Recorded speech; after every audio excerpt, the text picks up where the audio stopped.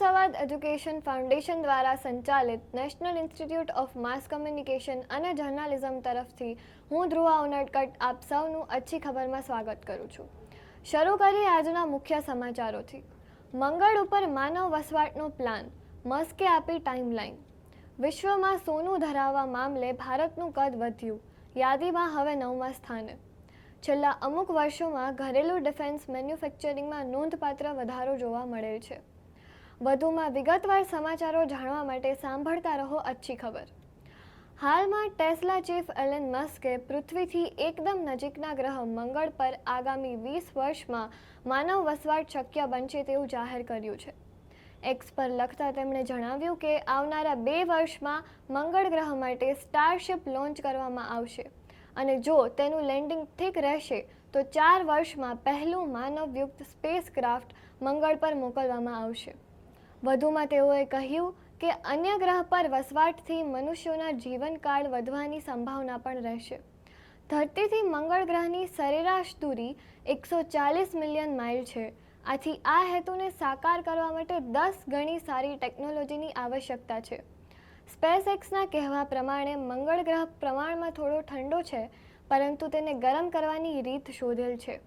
આ બધી પ્રક્રિયાઓ અઘરી છે પણ અસંભવ નથી। દુનિયામાં ભારતનું સોનેરી કદ વધ્યું। જી હા, ફોરેન એક્સચેન્જ રિઝર્વમાં સોનાનો હિસ્સો ધરાવતા વૈશ્વિક દેશોની શ્રેણીમાં ભારતનું 9મા ક્રમે સ્થાન પહોંચી ગયું છે। વર્લ્ડ ગોલ્ડ કાઉન્સિલના જુલાઈ 2024ના નવીનતમ અહેવાલ મુજબ સોનાના જથ્થામાં ભારત દેશ જાપાન કરતાં પણ આગળ નીકળી ગયેલ છે। વર્ષ 2009થી 2019 સુધી આ શ્રેણીમાં આરબીઆઈનો ક્રમ એકદમ સ્થિર રહ્યો હતો। તેવામાં ભારતે વ્યૂહરચનાના ભાગરૂપે 2009થી આઈએમએફ પાસેથી 200 ટન સોનાની ખરીદી કરી હતી અને છેલ્લા 3-4 વર્ષોમાં આરબીઆઈ દ્વારા ફોરેક્સ રિઝર્વમાં સોનાના જથ્થામાં 290 ટનનો વધારો કરવામાં આવ્યો હતો।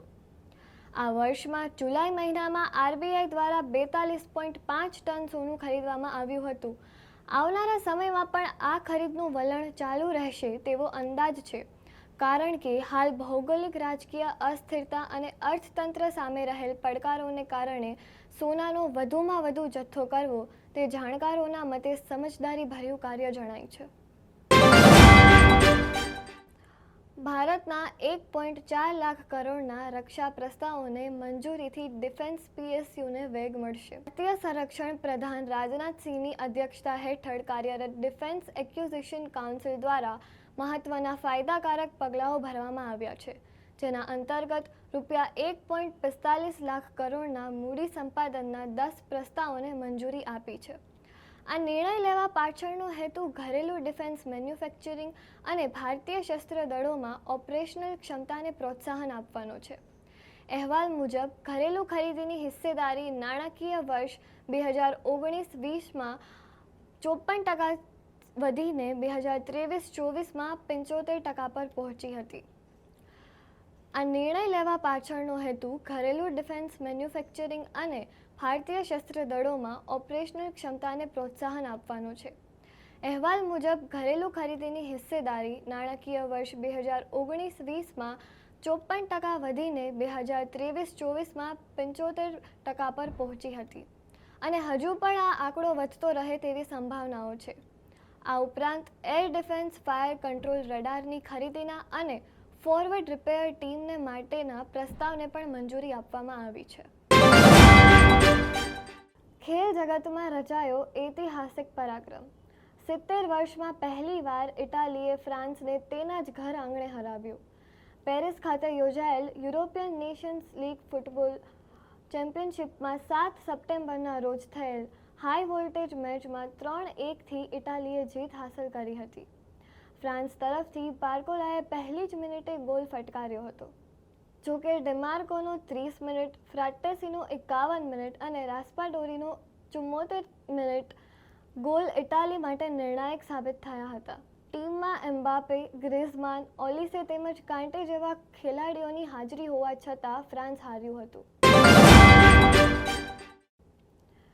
સૌથી નાની વયના અબજોપતિઓની યાદીમાં સામેલ થઈ અમેરિકાની પ્રખ્યાત સિંગર સેલેના ગોમેઝ।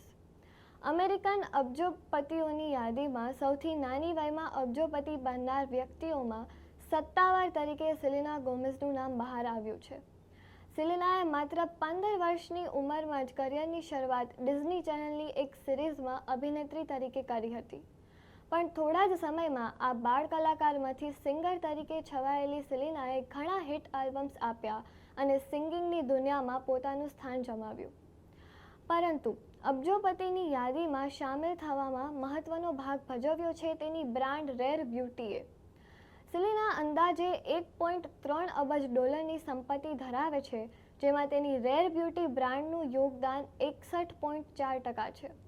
આ ઉપરાંત માનસિક આરોગ્યને લગતા સ્ટાર્ટઅપ વન્ડરમાઇન્ડમાં રહેલી ભાગીદારી, મ્યુઝિક આલ્બમના વેચાણ, રિયલ એસ્ટેટમાં ઇન્વેસ્ટમેન્ટ, તેમના કોન્સર્ટ્સ અને અભિનય તો ખરા જ.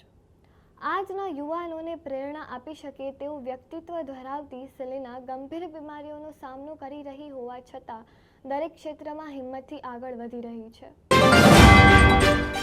વંદે ભારતની સવારી અમદાવાદથી પહોંચી ભુજ. 110 કિલોમીટરની ઝડપે દોડનારી વંદે ભારત ટ્રેન અમદાવાદથી ભુજ નિયમિતપણે ચાલુ થશે તેવી શક્યતાઓ છે. આગામી દિવાળી સુધીમાં આ ટ્રેન દોડતી થાય તે માટે કરવામાં આવેલ ટ્રેનની ટ્રાયલ સફળ રહી હતી.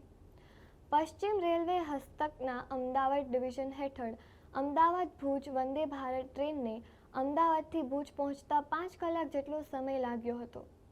રેલવે તંત્રના સૂત્રો અનુસાર ટ્રાયલમાં 5 કલાક લાગેલો સમય નિયમિતપણે સફર શરૂ થશે ત્યારે ઘટીને 3 કલાક જેટલો થશે.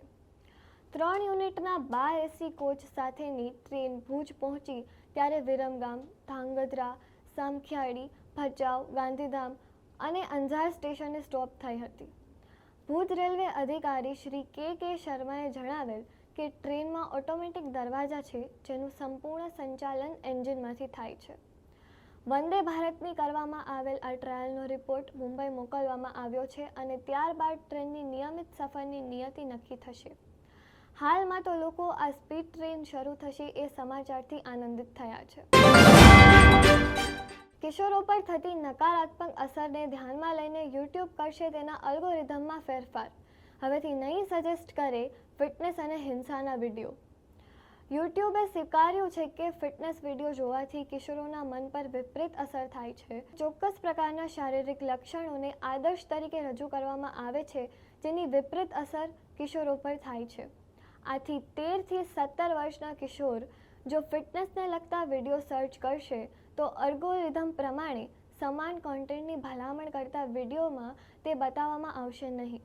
પરંતુ અહીં શરત એ છે કે યુઝર્સે પોતાની સાચી ઉંમર લોગિન દરમિયાન દર્શાવી હોવી જોઈએ, તો જ આ નિર્ણય કારગર થયો ગણાશે.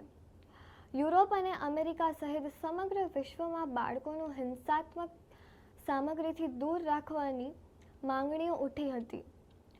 યુરોપ અને અમેરિકા સહિત સમગ્ર વિશ્વમાં બાળકોને હિંસાત્મક સામગ્રીથી દૂર રાખવાની માંગણીઓ ઉઠી હતી. તેને ધ્યાનમાં લઈને યુટ્યુબ દ્વારા તેના અલ્ગોરિધમમાં સુધારો કરવાની પહેલ કરવામાં આવી છે. મહાભારત કાળ સાથે જે સ્થળનો ઇતિહાસ જોડાયેલો છે એ તરણેતરમાં હંમેશાની માફક મેળાની થઈ રંગીન જમાવટ.